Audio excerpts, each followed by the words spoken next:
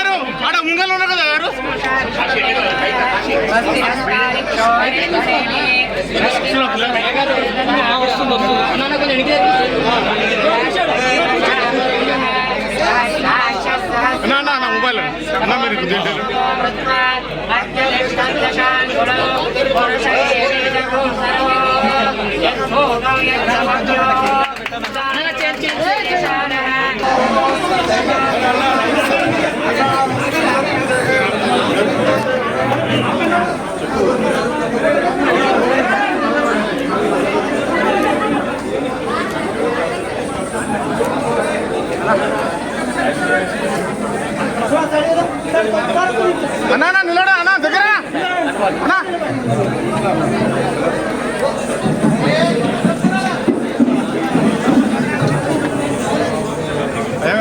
వచ్చేసి వచ్చేసండి వచ్చేసండి వచ్చేసండి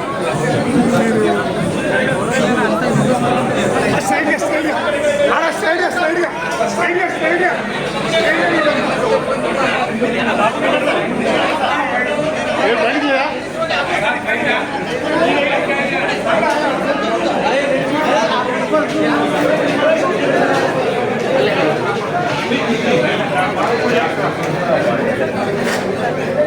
ముప్పై 39 యూట్యూబ్లు ఉన్నాయి వాళ్ళకన్నా, మాకంటే ఏమన్నా 39 యూట్యూబ్లు ఉన్నాయి. నాకన్నా అనుకుంటే నువ్వు ఈ పొద్దు నుంచి కాదు, నీ ఫోటో నువ్వు తీస్తే నాకు గడ్డ అనుగురించి అంటున్నాను. వాళ్ళని జరిపితే జరుగుతాను వాళ్ళు.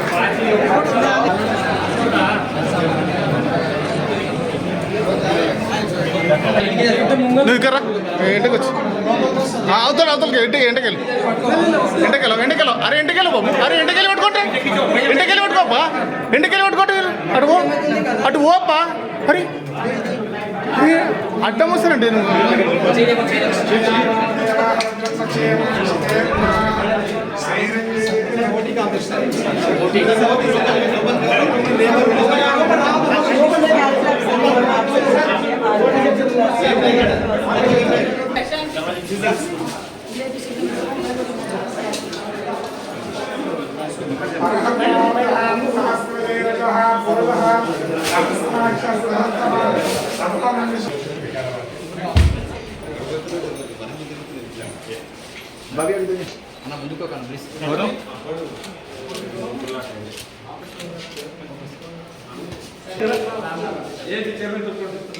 మీరు వెంటనే మీరు మళ్ళీ మళ్ళీ మళ్ళీ మళ్ళీ చెప్పించుకోరు మీరు వెంటకరండి మీరు వెంటకరండి ప్లీజ్ వెంటకరండి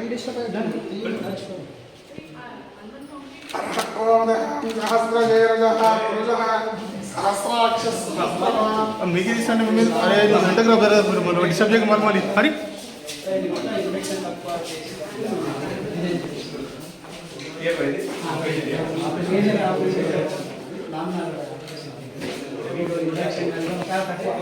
మినిమం 0.1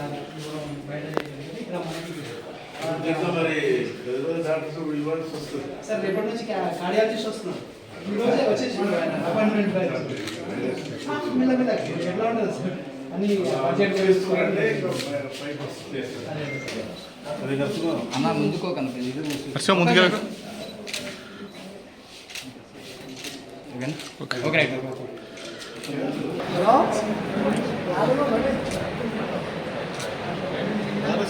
కాశీ కాశీ వచ్చినా కాశీ ఇప్పుడు వస్తావా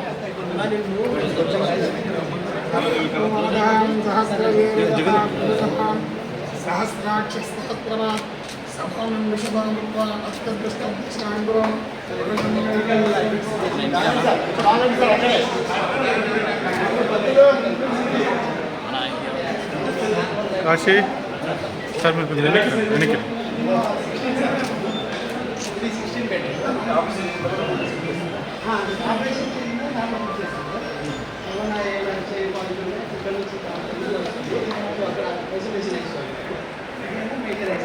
వెంటిలేటర్ తీసుకుంటే ఏమైనా ఉంటే ఇక్కడ పెడతాం సార్ సో ఇది ఎనర్జీ నేను పెడతాను హైదరాబాద్లో కూడా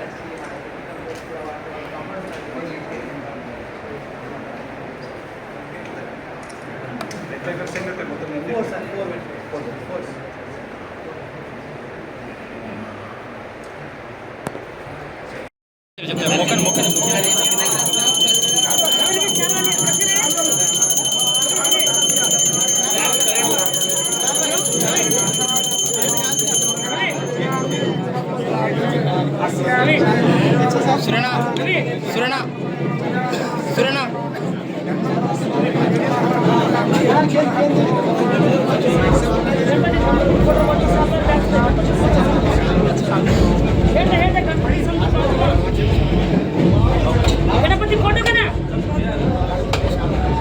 गणपति फोटो का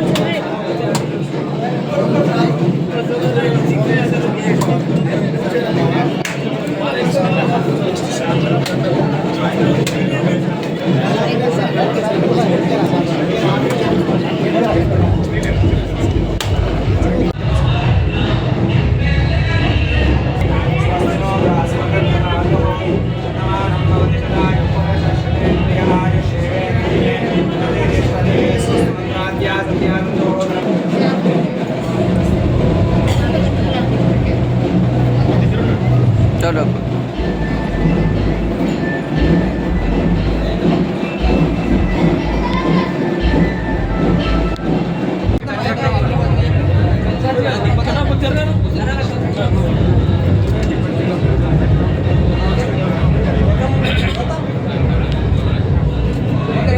తాండూరు మండలం చెంగోల్ గ్రామంలో స్టేట్ బ్యాంక్ ఆఫ్ ఇండియా సహాయ సహకారాలతో గ్రామీణ స్వయం ఉపాధి శిక్షణ సంస్థ చిలుకూరు వారి ఆధ్వర్యంలో మహిళలకు చీరలకు మగ్గం పనులు, వస్త్ర చిత్రకళలో శిక్షణ పూర్తి చేశారు. మహిళలు తమ ఆర్థిక ఇబ్బందులకు గురి కాకుండా ధైర్యంగా ఉండడమే ముఖ్య ఉద్దేశమని నిర్వాహకు శకుంతల దేశపాండే తెలిపారు. శిక్షకులు కుమారి మాట్లాడుతూ శిక్షణలో ఎలాంటి అనుమానాలు, సమస్యలు ఉన్నా తమ దృష్టికి తేవాలని, తమ సూచనలను పాటించాలని కోరారు. శిక్షణ పూర్తి చేసిన మహిళలు మాట్లాడుతూ తమ ఈ కార్యక్రమాన్ని నిర్వహించిన శకుంతల దేశపాండే, శిక్షకులు కుమారీలకు ప్రత్యేక ధన్యవాదాలు తెలిపారు.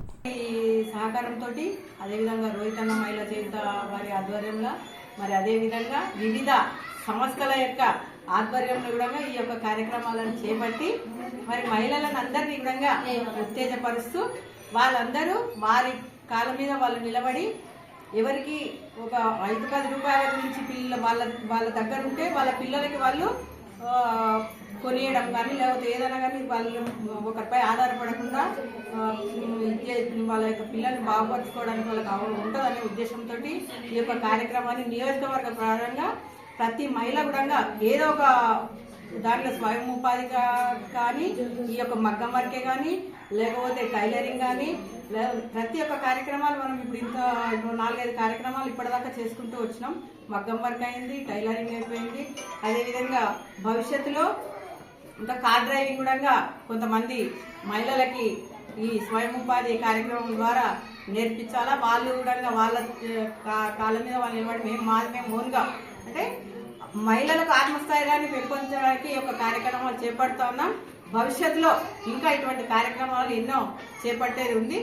మరి మా మహిళలందరికీ కూడా ఈ యొక్క కార్యక్రమాలను వినియోగించుకొని వారు ఎవరిపై ఆధారపడకుండా ఆత్మ న్యూనత భావంతో ఉండకుండా ఆత్మస్థైర్యంగా ఉండాలని ఈ యొక్క కార్యక్రమం ద్వారా తెలియజేస్తూ ధన్యవాదాలు తెలియజేస్తున్నాను. నా పేరు కుమారి. నేను తిరుపతి నుంచి వచ్చాను. నేను రూరల్ సెల్ఫ్ ఎంప్లాయ్మెంట్ ట్రైనింగ్ ఇన్స్టిట్యూట్లో డిఎస్పీగా చేస్తున్నాను. ఫ్యాబ్రిక్ పెయింటింగ్ అండ్ మగ్గం వర్క్ నేర్పిస్తాను. ఇక్కడ చెంగోల్లో బ్యాచ్ స్టార్ట్ అయ్యి లాస్ట్ మంత్ 9వ తారీఖు నుంచి బ్యాచ్ స్టార్ట్ అయింది. 25 మంది వరకు వస్తున్నారు. ప్రజెంట్ ఇప్పుడు 23 మంది ఉన్నారు. ఈ 23 మంది 30 రోజులకు గాను అందరూ పర్ఫెక్ట్గా వర్క్ అంతా బాగా నేర్చుకున్నారు. ఫ్యాబ్రిక్ పెయింటింగ్ అండ్ మగ్గం వర్క్, హ్యాండ్ ఎంబ్రాయిడరీ నేర్పించాము.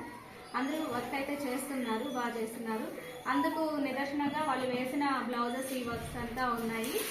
కాబట్టి వీళ్ళు ఏ ఉద్దేశంతో గవర్నమెంట్ వాళ్ళని చేస్తుందంటే వాళ్ళు ఆర్థికంగా అభివృద్ధి చెందడానికి గవర్నమెంట్ ఈ విధంగా వీళ్ళకి చేతి పనులు నేర్పించి అభివృద్ధి చెందాలన్న ఉద్దేశంతో చేస్తున్నారు.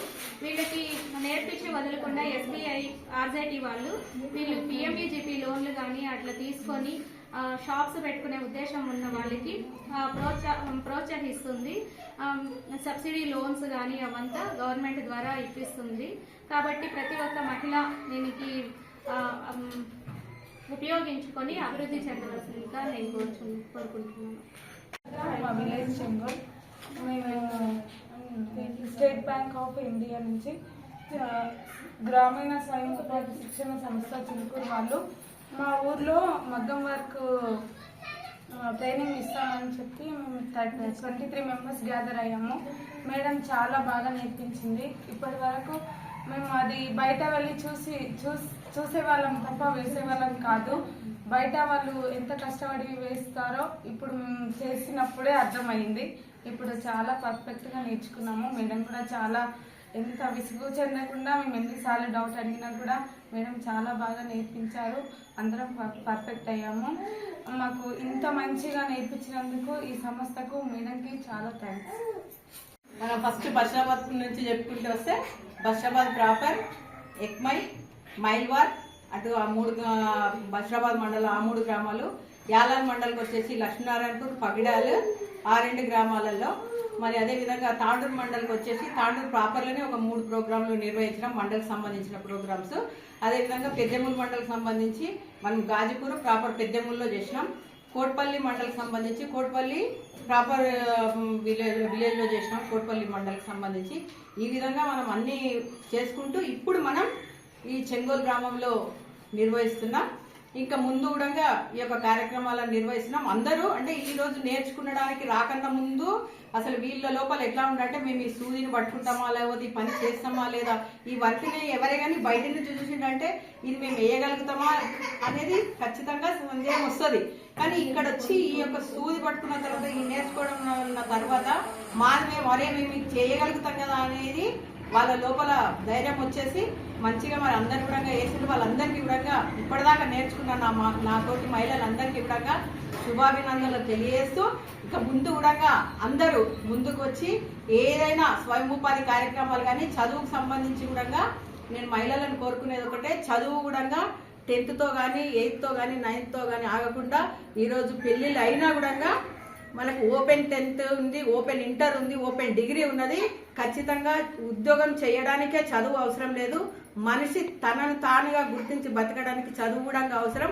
వాటిని అన్నింటి కూడా మహిళలందరూ ఉపయోగించుకోవాలి. వాటికి సంబంధించిన సహాయం ఎటువంటిది ఉన్నా కూడా ఖచ్చితంగా నేను ప్రతి ఒక్కరికి కూడా ఎంబడి నుండి నా నియోజకవర్గ మహిళలందరికీ కూడా సహకరిస్తానని తెలియజేస్తాను.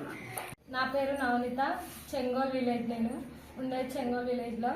స్టేట్ బ్యాంక్ ఆఫ్ ఇండియా గ్రామీణ స్వయంభూ సంస్థ వాళ్ళు ఉపాధి మేడం మగ్గం వర్క్ నేర్పించడానికి వచ్చింది.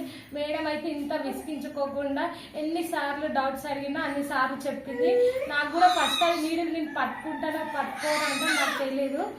తర్వాత వచ్చి చేసేసరికి అరే ఇది ఇంత ఈజీనేనా, ఇన్ని రోజులు మేము ఎక్కడ నేర్చుకోలేము, మేడం బాగా నేర్పించింది. ఎన్నిసార్లు అడిగినా మేడం అస్సలు విసిగించుకోకుండా చెప్పేది. నేనైతే 2-3 days రాకపోయినా కూడా మేడం అసలు ఏం అనకుండా మంచిగా మళ్ళీ నేర్పించింది.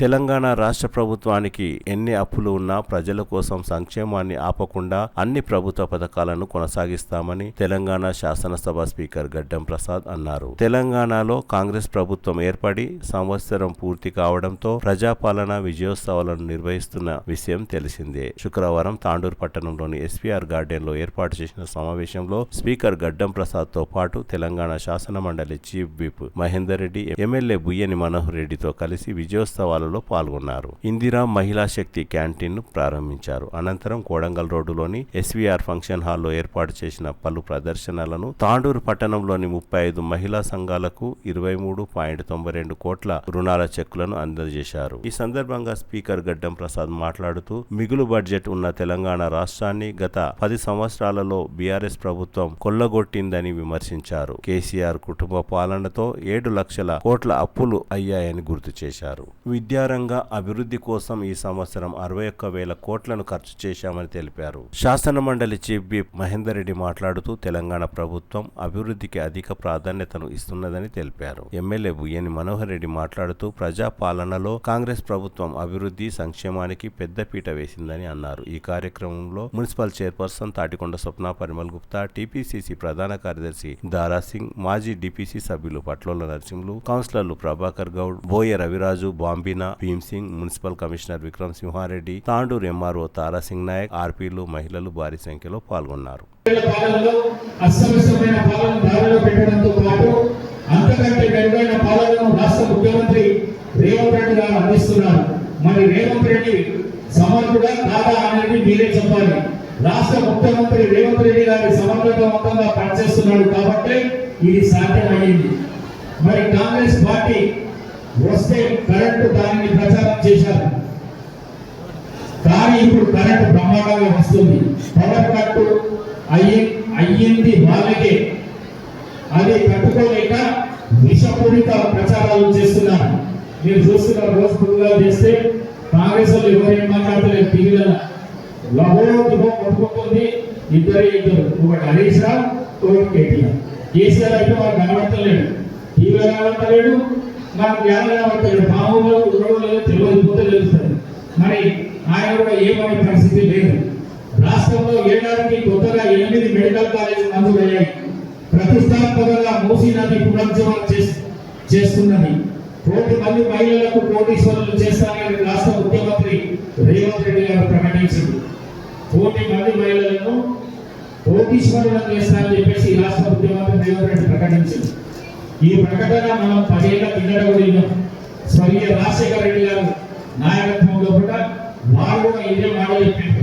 మహిళలు ఎప్పుడైతే ఆర్థికంగా అభివృద్ధి చేస్తామో ఆ కుటుంబం ఆ సంసారం చాలా మంచిగా నడుస్తుందనే ఉద్దేశంతో ఆనాడు వైఎస్ రాజశేఖర రెడ్డి గారు చెప్పిన మాటని ఈనాడు రేవంత్ రెడ్డి గారు చెప్తున్నారు. తప్పకుండా మీకు కూడా ప్రతి గ్రూప్కు 10 లక్షల రూపాయలు ఇవ్వాలి, ఒక్కొక్క గ్రూప్కు అది ఉచితంగా ఇవ్వాలనే ఉద్దేశం రాష్ట్ర ప్రభుత్వం కూడా కొద్దిగా లేట్ అయిన సందర్భం మీ అందరికీ తెలుసు. తప్పకుండా రాబోయే కాలంలో కూడా గ్రూప్కు 10 లక్షలు చొప్పున మీకు ఫ్రీగా ఇచ్చే కార్యక్రమం మీ రాష్ట్ర ముఖ్యమంత్రి చేస్తారని చెప్పేసి మీ అందరికీ తెలియజేస్తూ మీరు ఇంత ఆలస్యమైన ఈ కార్యక్రమాన్ని బ్రహ్మాండంగా విజయవంతం చేసినందుకు మీ అందరితో పాటు మన నాయకుడు, మన ప్రియతమ నాయకుడు, స్థానిక శాసనసభ్యులు మనోహర్ రెడ్డి గారికి, అదేవిధంగా పెద్దలు మహేందర్ రెడ్డి గారికి కూడా నేను వారు కూడా మనస్ఫూర్తిగా అభినందిస్తూ, మనోహర్ రెడ్డి గారికి ఇక్కడ తాండూరులో, ఎందుకంటే నేను తాండూరులో పుట్టిన బిడ్డను, గతంలో ఇల్లు ఇచ్చిన కాంగ్రెస్ ఇచ్చింది, తెల్ల రేషన్ కార్డు ఇచ్చిన కాంగ్రెస్ ఇచ్చింది, భూమి ఇచ్చిన కాంగ్రెస్ ఇచ్చింది అని చెప్పి మీ కష్టార్జితంతో బీఆర్ఎస్ పొందబెట్టి కాంగ్రెస్ పార్టీ తెచ్చుకొని రేపటితో సంవత్సర కాలం అవుతా ఉన్నారు.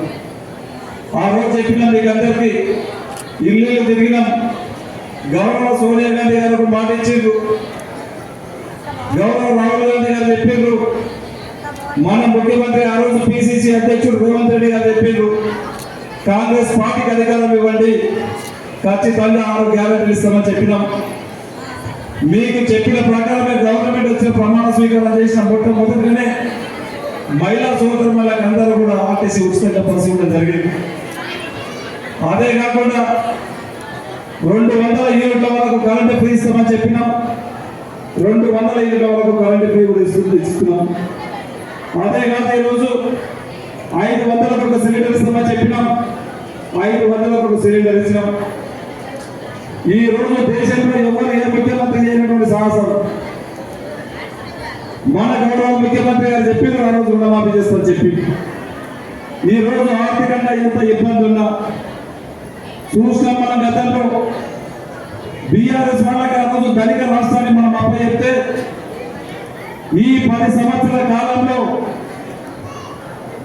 ధనిక రాష్ట్రం పోయి 8 లక్షల కోట్లు అప్పు చేసుకుంటుంది. ఈ రోజు మన తెలంగాణ మనకిచ్చింది ఈ రోజు పనికి చెప్పడం. అయినా సరే మన గౌరవ ముఖ్యమంత్రి గారు ఎక్కడ కూడా చెందకుండా మనకిచ్చినటువంటి హామీలన్నీ నెరవేరుస్తూ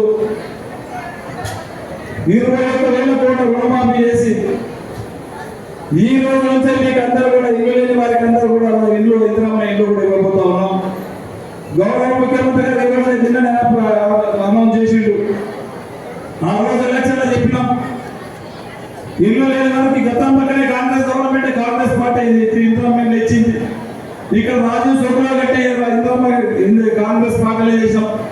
ఇక్కడ ఏ ఇల్లు ఇచ్చినా ఆ రోజు కాంగ్రెస్ పార్టీ చేసింది. మళ్ళీ మీకు రేపటి నుంచే మాట్లాడితే మన తోడు మీకు అందరూ కూడా ఇల్లు లేని వారికి అందరూ కూడా ఇల్లు ఇవ్వబోతా ఉన్నాం. తెల్ల రేషన్ కార్డు ఉన్నది. గతంలో కాంగ్రెస్ గవర్నమెంట్ తెల్ల రేషన్ కార్డు ఇవ్వడం జరిగింది. మళ్ళీ ఇప్పుడు త్వరలో తెల్ల రేషన్ కార్డు లేని వారికి అందరూ కూడా తెల్ల రేషన్ కార్డు ఇవ్వబోతా ఉన్నాం. తెల్ల రేషన్ కార్డే కాకుండా ఇంకా 2 ఉన్నాయి. ఖచ్చితంగా ఎన్ని కష్టాలు వచ్చినా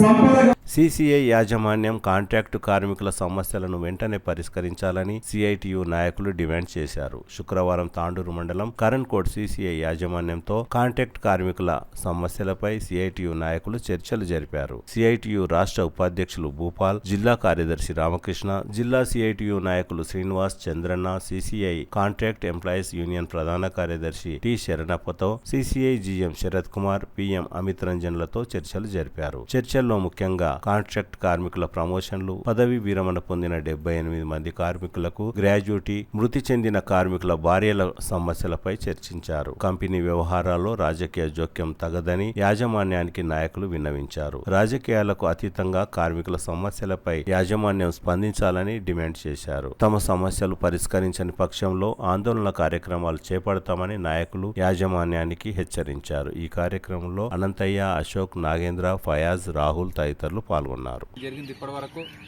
కార్మికుల ముఖ్యమైన సమస్యలపైన ప్రధానంగా చర్చ చేశాం. సుమారు 70-75 మంది ఎంప్లాయీస్ గ్రాట్యుటీ అనేటువంటిది ఇప్పటిదాకా కంపెనీ చెల్లించలేదు.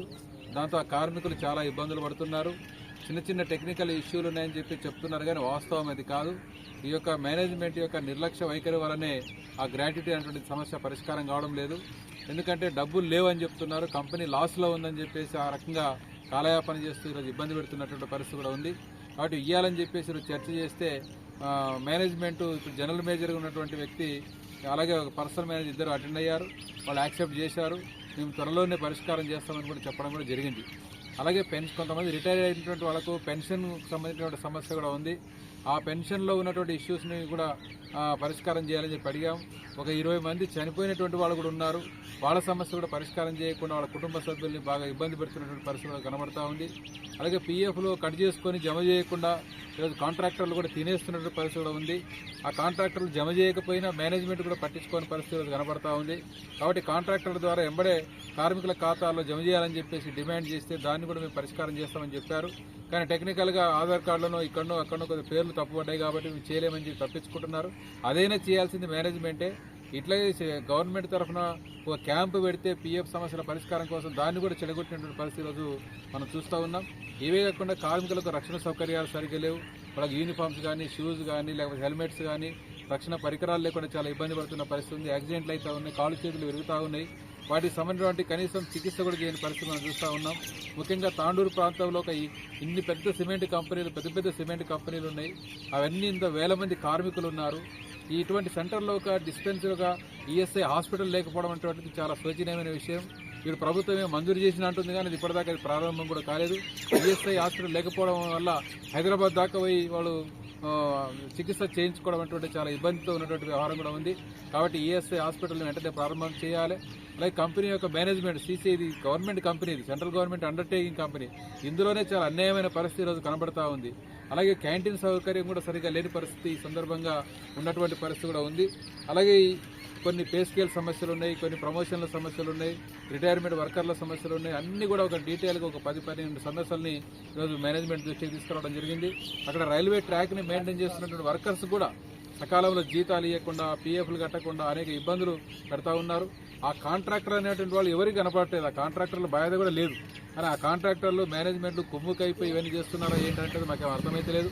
కాబట్టి ఏదేమున్నా ప్రిన్సిపల్ ఎంప్లాయర్గా సీసీఐ మేనేజ్మెంట్, జనరల్ మేనేజర్ బాధ్యత తీసుకొని ఈ సమస్యలన్నీ పరిష్కారం చేయని పక్షంలో ఒక 10-15 రోజుల పాటు మేము చూస్తాం. ఒకవేళ పరిష్కారం కాకపోతే మాత్రం ఖచ్చితంగా మా యూనియన్ ఆధ్వర్యంలో పెద్ద ఎత్తున మేము ఒక ఆందోళన కార్యక్రమం కూడా చేపట్టడానికి సిద్ధంగా ఉన్నామని చెప్పి సందర్భంగా తెలియజేస్తున్నాను. అదే సందర్భంలో ఇక్కడ రాజకీయాలు ఎక్కువ నడుస్తున్నాయి. ఇది ఒక ఇండస్ట్రీ, ఈ ఇండస్ట్రీలో ట్రేడ్ యూనియన్లకు, వర్కర్లకు, కార్మికుల మధ్యన లేదు మేనేజ్మెంట్కి కార్మికులకు మధ్యన సమస్యలు వస్తే వాళ్ళు పరిష్కారం చేసుకోవాలి. కానీ ఇక్కడ రాజకీయాలు ఎక్కువ ఉన్నాయి. ఇప్పుడు కాంగ్రెస్ పార్టీ అధికారం ఉంది కాబట్టి కాంగ్రెస్ నాయకులు వచ్చి జోక్యం చేసుకుని కార్మికులు బెదిరించడం, అంతకుముందు టీఆర్ఎస్ నాయకులు వచ్చి బెదిరించడం, ఈ రాజకీయాల వల్ల కూడా భయపడుతున్నటువంటి పరిస్థితి కనపడతా ఉంది. ఆ రాజకీయ నాయకుల్ని మేనేజ్మెంట్లో ఉన్నటువంటి ఆఫీసర్లు ఒక రకంగా బంధం ఉందేమో తెలియదు, కానీ వీళ్ళ ఎంకరేజ్మెంట్ వల్ల కూడా వాళ్ళు ఎంటర్టైన్ చేసిన పరిస్థితి ఉంది. కాబట్టి కంపెనీ ప్రెమిసెస్లో రాజకీయాలు లేకుండా కార్మిక సంఘాలతోనే చర్చలు చేయాలని చెప్పేసి కూడా చెప్పడం కూడా జరిగింది. అవన్నీ కూడా వాళ్ళు యాక్సెప్ట్ చేశారు. వాటిని పరిష్కారం చేస్తాం, పరిశీలిస్తామని కూడా అన్నారు. కాబట్టి ఈ సీసీఐ కాంట్రాక్ట్ ఎంప్లాయీస్ అందరి యొక్క సమస్యల్ని నిర్దిష్ట కాల పరిమితిలో పరిష్కారం చేయకపోతే మాత్రం సిఐటి యూనియన్ ఆధ్వర్యంలో పెద్ద ఎత్తున యాజిటేషన్ కూడా మేము చేస్తామని చెప్పేసి మేనేజ్మెంట్కు మేము హెచ్చరిక చేస్తున్నాము. ఈరోజు సీసీఐ యాజమాన్యంతో మన రాష్ట్ర ఆఫీస్ బేరర్స్ కానీ, జిల్లా ఆఫీస్ బేరర్స్ కానీ, మన కార్మిక నాయకులు కానీ పోయి అన్న చెప్పిన విధంగా చాలాసేపు చర్చలు జరిగినాయి. జిఎం సార్ గారు ఒక్కటే ఏమంటున్నారంటే, మీరు కలెక్టర్ గారికి రాశారు అది అనేటి లెక్కల ఒక మాట్లాడుతున్నారు. మేము ఒకటే చెప్పాము, కలెక్టర్ గారు వరకు రాసేది ఎందుకు వచ్చింది? చిన్న చిన్న సమస్యలు ఉండి ఒక 10 గీతలు, ఒక 20 గీతలు సీసీఐ యాజమాన్యం పర్సనల్ ఆఫీసర్ దగ్గర పోతే ఒక సమస్య కూడా పరిష్కారం కాని పరిస్థితిలో మనము డిఎస్పీ కానీ, సిసిఐ సిఎండి కానీ కార్మిక చట్టాల పరంగా మనకు దొరికేటివి సౌలత అన్ని దొరకనే పోని పరిస్థితిలో మీరు ఎంప్లాయర్ ప్రిన్సిపల్ ఎంప్లాయర్ కూర్చొని మాట్లాడి ఇండస్ట్రియల్ రిలేషన్షిప్ పెట్టుకునకుండా కార్మిక నాయకులకు అనగదొక్కి ఒక పద్ధతి లేకుండా కార్మికులకు పక్కదోవ పట్టించాలంటని మీరు చూస్తున్నారు. అందుగురించే మేము కలెక్టర్ లెవెల్లో పోయి ఎస్పీ గారికి కానీ గౌరవనీయులకు అందరి పెద్దరి పరిపాలన వ్యవస్థకు చెవు మీద పెట్టి మీ భరతం పట్టాలంటని మేము ఆ రూటుకు పోయినాము. దయచేసి ఇండస్ట్రియల్ రిలేషన్ కార్మికులు, కార్మిక నాయకులు, కాంట్రాక్టరు, యాజమాన్యం ముంగరుని ఈ సీసీ కార్మికుల సమస్యల పరిష్కారం చేసుకుంటే ఏ సమస్యలు ఉండవు. మీరు అది కాకుండా రాజకీయాలకి ఉసిగొలుతూ కార్మిక సంఘాన్ని విచ్ఛిన్నంగా చేయాలంటే చూస్తే ఈ పరిస్థితులన్నీ ముంగల చూడవలసి వస్తుంది అంటని మేము జీఎం గారికి చెప్పాము. ఇది కావాలంటని మనం చేసేటి ఉద్దేశం లేదు. సీసీఐ అనేది కేంద్ర ప్రభుత్వ ఆధీనంలో నడుస్తున్న ఫ్యాక్టరీ. దీన్ని సిఐటియుగా కార్మిక సంఘంగా దీన్ని రక్షించుకుంటూ మా సమస్యలు పరిష్కారం చేసుకోవాలనేది మా ఉద్దేశం. కానీ ఇక్కడ న్యూసెన్స్ చేసి కొత్త కొత్త సమస్యలు సృష్టించి మేము మా ఉద్దేశం కాదు, మా పార్టీ ఉద్దేశం కూడా కాదు. రేపు బంద్ చేయాలంటే కూడా మేము ఈ కంపెనీ నిలబెట్టుకుని కాపాడుకుని మా సీసీఐ కార్మికుల సమస్యలను పరిష్కారం చేసుకుంటాము. మీరు అనగదొక్క ధోరణి చూడకుండా మన సమస్యలు, కార్మికుల సమస్యలు పరిష్కారం చేసుకోవాలంటే నీ కూకొని ఎంప్లాయర్, ప్రిన్సిపల్ ఎంప్లాయర్ ముగ్గురు కలిసి కూకొని సమస్య పరిష్కారం చేసుకుంటే కలెక్టర్ గారు కానీ కమిషనర్ గారు కానీ ముంగల పోయే పరిస్థితే లేకుంటుంది. ఆ పద్ధతి లేనందువల్లనే మేము ఈ రూట్గా మనము పోవాల్సి వచ్చింది. మనం ఈ విషయం ఎమ్మెల్యే గారికి కూడా చెవులు వేయాల్సి వచ్చింది. ఇంకా కూడా మీ ప్లాంట్ గురించి మన స్టేట్ నాయకులు, జిల్లా నాయకులు కూడా చెప్పారు, విస్తారంగా చెప్పారు. హైలీ స్కిల్డ్ ఇన్సూరెన్స్ 21,000 దాటింది. అందు గురించి ఏమంటే వీళ్ళకు ఇన్సూరెన్స్ కావాలి, పదోన్నతులు కావాలి. అన్నగారు అన్నీ చెప్పారు. అన్ని విషయాల మీద సవిస్తరంగా చర్చ జరిగినాయి. జిఎం సార్ గారు చాలా ఓపికగా విన్నారు. మనం అనుకుంటాము సమస్యలు కార్మికుల నాయకులతోని చర్చించి కార్మికుల నాయకులకు మాట్లాడి పదవీ విరమణ పొందిన కార్మికులకు, మొగని పోగొట్టుకున్న కార్మికుల ఫ్యామిలీకి న్యాయం జరుగుతుందంటని నేను నమ్ముతున్నా. ఇది మాత్రము యాజమాన్యము మళ్ళా చులకనగా చూస్తే మనము ఆల్రెడీ సగం తెరువుకు పోయాము, లీగల్గా పోతున్నాము. ఒక్కొక్కరిది ఎట్లెట్లా చేయాలి, ఏమేం చేయాలి చేసి కార్మికులకు, కార్మికుల కుటుంబాలకు సిఐటియుగా మనము న్యాయం చేస్తాము. దీన్ని వాళ్ళు చిన్న చూపు చూస్తే ఇంకా ఉధృతంగా పోరాటం స్టార్ట్ చేస్తామంటని మనవి చేసుకుంటూ, యాజమాన్యం కూడా దీన్ని అర్థం చేసుకుని రూట్గా వస్తే మంచిగా ఉంటుంది. ఈ ఎక్కడి పర్సనల్ ఎవరిది లేదు. కార్మికుల సమస్యల గురించే సిఐటిగా పోరాటం చేస్తున్నాము. దయచేసి అర్థం చేసుకొని కార్మిక కుటుంబాలకు న్యాయం చేస్తారంటే మనవి చేసుకుంటూ ధన్యవాదాలు. పేరు పుష్పచంద్ర, నేను సిఐటి వికారాబాద్ జిల్లా ఉపాధ్యక్షుని. సోదరులారా, ఈరోజు గ్రామ పంచాయతీ ఈరోజు ఈ సిసిఐ వర్కర్స్ అంతా కూడా పెద్ద ఎత్తున వాళ్ళకు అన్యాయం జరుగుతూ ఉంది. వాళ్లకు అనేక వసతులు ఇబ్బంది అయినాయి. కాబట్టి వాళ్ళ సమస్యలను తక్షణమే పరిష్కరించాలి. కాకపోతే పెద్దలు చాలామంది మాట్లాడారు కాబట్టి సమయం లేదు. కాబట్టి మీరందరూ కూడా రేపు త్వర లోపల మీ సమస్యల మీద 10-15 రోజుల లోపల పెద్ద ఎత్తున పోరాటాలు చేస్తాం. సిఐటిగా అనేక మంది వచ్చి మీకు మద్దతుగా ఇక్కడ పెద్ద ఎత్తున పోరాటం చేస్తాం. మీ సిసిఐ కార్మికులే కాకుండా మీ కార్మికులకు అన్యాయం జరుగుతుంటే సిఐటి మొత్తం జిల్లా వ్యాప్తంగా ఇక్కడికి వచ్చి మీకు పూర్తిగా మద్దతు తెలుపుతా. మీ సమస్యలు పరిష్కారం అయ్యే వరకు చేస్తుందని తెలియజేసుకుంటూ, ఎర్రజెండా సిఐటి అంటే ఎర్రజెండాతో పెట్టుకుంటే ఎర్రజెండా చుట్టుకొచ్చే నెత్తి మీద ఉంగలం పోసుకున్నట్ల కండ నలుసు లేక కాలు కింద పల్లెరు కాయలేక. కాబట్టి ఇక్కడ వచ్చినటువంటి కార్మిక సోదరులకు అందరికీ పేరు పేరు నమస్కారాలు. అలాగే ఎలక్ట్రానిక్ మీడియాకు అందరికీ కూడా పేరు పేరు నమస్కారాలు. కాబట్టి ఖచ్చితంగా వీళ్ళ సమస్యలు పరిష్కారం అయ్యే వరకు స్టేటు అండదండగా ఉంటుందని తెలియజేసుకుంటే అవకాశం ఉంది. మీ అందరికీ పేరు పేరు నమస్కారం చేస్తూ ధన్యవాదాలు. యూనియన్ ఆధ్వర్యంలో ఆల్రెడీ మేనేజ్మెంట్ను కలిసి మాట్లాడడం జరిగింది. అంటే ఈ ప్రభుత్వ రంగ సంస్థలలోని కార్మికులకు ఈఎస్ఐ కానీ, పిఎఫ్ కానీ, గ్రాట్యుటీ కానీ ఇటువంటివి పెండింగ్ పెట్టి వాళ్ళని వేధించడం, వాళ్ళకు సరైనటువంటి సకాలంలో వారికి ఏదైతే స్థానికంగా ఈఎస్ఐ హాస్పిటల్ లేకపోవడం వల్ల గిట ఈరోజు 100-150 కిలోమీటర్లు హైదరాబాద్ పోయి చూయించుకోలేని పరిస్థితి ఉంది. కాబట్టి ఎంతోమంది ఇక్కడ వర్క్ చేసే సందర్భంగా ఏదైతే కాళ్ళకు కానీ చేతులకు కానీ దెబ్బలు దాటించుకుంటున్నటువంటి పరిస్థితి ఉంది. మళ్ళీ పిఎఫ్, ఈఎస్ఐ కానీ ఏదైతే కాంట్రాక్టర్స్ వీళ్ళ యొక్క ఖాతాలో జమ చేయకుండా వీళ్ళు ఇష్టానుసారంగా చేస్తుంటే గిట ఇక్కడ ఉన్నటువంటి మేనేజ్మెంట్ వాళ్ళని పట్టించుకొని ఆ కాంట్రాక్టర్ ఎవరైతే వీళ్ళకు ఈఎస్ఐ కానీ పిఎఫ్ కానీ కట్టనటువంటి వాళ్ళని వెంటనే బ్లాక్ చేయాలి. ఎందుకోసం అంటే కార్మికుల యొక్క హక్కులని, కార్మికుల యొక్క కడుపులని కొడుతున్నటువంటి కాంట్రాక్టర్లని ఎక్కడ గిట్ట క్షమించకూడదు.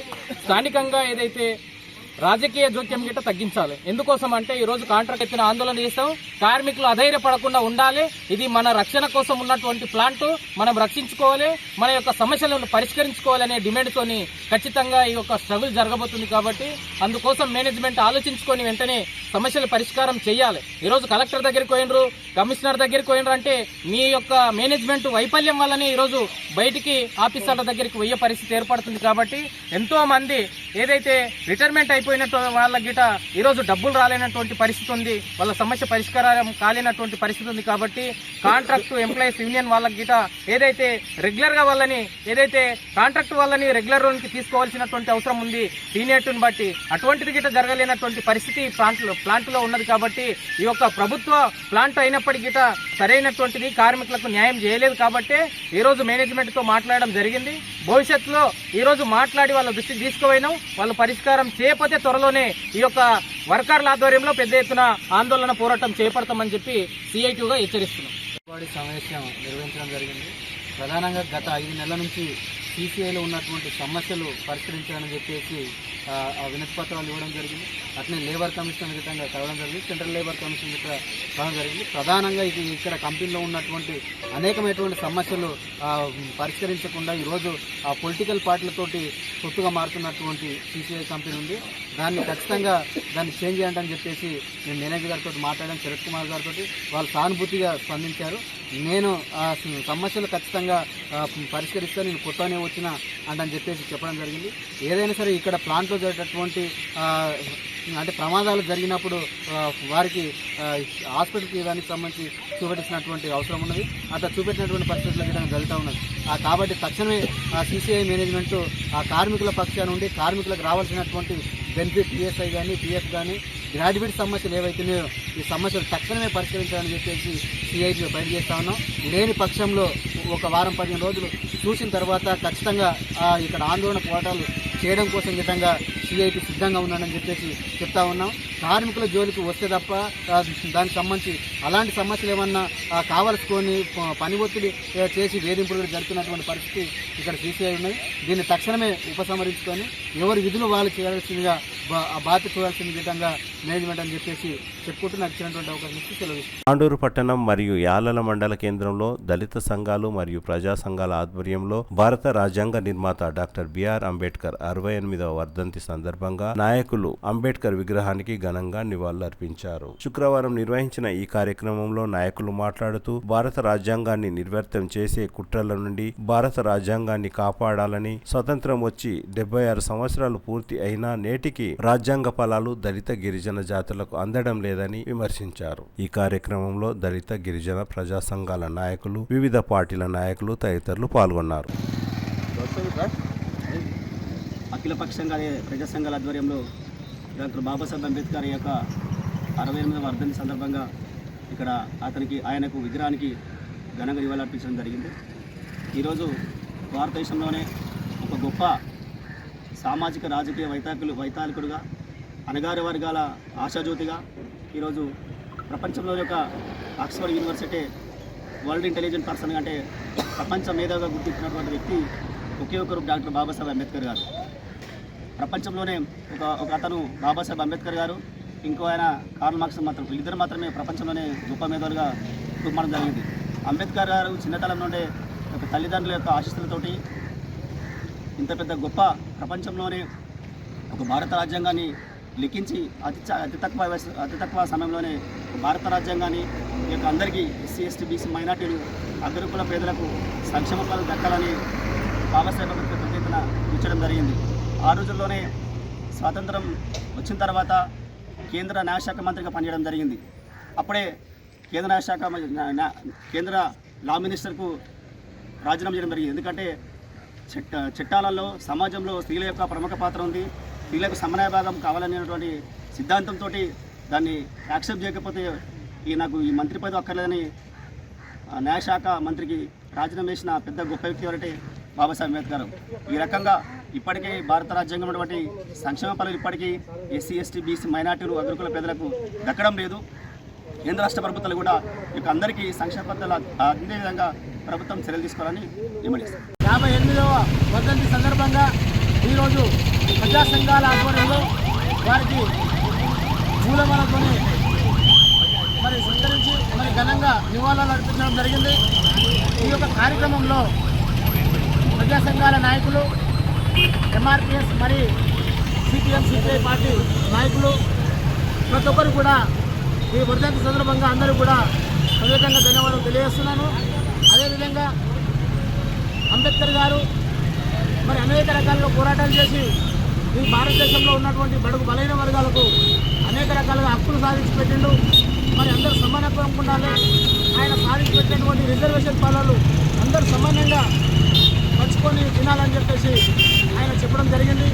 అదేవిధంగా ఈ ప్రజలందరూ కూడా ఆయన అడుగుజాడల్లో నడుస్తూ ఆయన ఒక ఆశయాలను కొనసాగించాలని చెప్పి ఈ సందర్భంగా తెలియజేస్తూ, అదేవిధంగా మరొక విషయం ఏంటంటే దయచేసి ఇప్పుడు ఏదైతే అంబేద్కర్ గారు భారత రాజ్యాంగంలో రిజర్వేషన్ పొందుపరిచిందో ఆ యొక్క రిజర్వేషన్ ఫలాలను ఎస్సీలలో ఉన్నటువంటి 59 కులాలు సమానంగా పంచుకొని తినాలని చెప్పి అంబేద్కర్ గారు ఆనాడే రాజ్యాంగంలో రాసిపెట్టిండు. మరి ఆ విధంగానే బీసీ దాంట్లో ఏ విధంగా ఏబిసిడి వర్గీకరణ ఉందో, ఏబిసిడి కేటగరేషన్ ఉందో అదే ఏబిసిడి కేటగరేషన్ ప్రకారంగా ఎస్సీలలో కూడా జరగాలని చెప్పేసి గౌరవ మందకృష్ణ మాది గారు 30 సంవత్సరాల నుంచి అనేక పోరాటాలు చేసి మరి మొన్న ఆగస్టు 1వ తారీఖు సుప్రీంకోర్టు తీర్పు ఇవ్వడం జరిగింది. మరి ఏ రాష్ట్రాలకు ఆ రాష్ట్రాలు వర్గీకరణ చేసుకోవాలని చెప్పేసి చెప్పడం జరిగింది. మరి అందులో భాగంగానే మన తెలంగాణ కాంగ్రెస్ ప్రభుత్వం మరి ముఖ్యమంత్రి రేవంత్ రెడ్డి గారు మొట్టమొదటిసారి భారతదేశంలో మరి ముందే మేము ఈ వర్గీకరణ మేమే అమలుపరుస్తామని చెప్పేసి ఆయన హామీ ఇవ్వడం జరిగింది అసెంబ్లీలో, నిండు అసెంబ్లీలో. మరి ఆయన హామీ ఇచ్చిన తర్వాత కూడా వర్గీకరణ చేసిన తర్వాతనే టీఎస్ చేస్తామని చెప్పి ఆయన మాకు ఇచ్చిన మాటను మాట తప్పి మరి ఆయన టీఎస్ ఉద్యోగం వేయడం జరిగింది. ఇది ఏమాత్రం సరైన పద్ధతి కాదు. వెంటనే ఆయన వర్గీకరణ చేయాలి, చేసిన తర్వాతనే ఆయన ఉద్యోగ నోటిఫికేషన్ ఉంటాయాలని చెప్పేసి ఈ సందర్భంగా తెలియజేస్తూ, అదేవిధంగా ఎస్సీలలో ఉన్నటువంటి మాల వర్గాలు, పీపుల్స్ మెజార్టీ ఉన్నటువంటి మాల వర్గాలు వర్గీకరణకు మద్దతు చేస్తే మరి కొంతమంది మాల వర్గాలు అయినటువంటి వాళ్ళు ఈరోజు వర్గీకరణకు వ్యతిరేకిస్తూ మరి మందకృష్ణ మాది గారు చేసినటువంటి ఉద్యమానికి ఎదురు తిరుగుతూ ఆయన విమర్శిస్తున్నారు. ఇది ఏమాత్రం సరైన పద్ధతి కాదని చెప్పి అందరం అన్నదమ్ములుగా కలిసిమెలిసి ఉండి ఈ యొక్క హక్కుల్ని అందరం సమానంగా వర్తించుకోవాలని చెప్పి సందర్భంగా తెలియజేస్తూ సెలవు తీసుకుంటున్నాను. తిరిగి వచ్చే బులెటిన్లో తాజా వార్తలతో మళ్ళీ కలుద్దాం. అంతవరకు సెలవు, నమస్కారం. మరిన్ని వార్తల కోసం ఛానల్ను సబ్స్క్రైబ్ చేయండి, షేర్ చేయండి, లైక్ చేయండి, కామెంట్ చేయండి. City cable.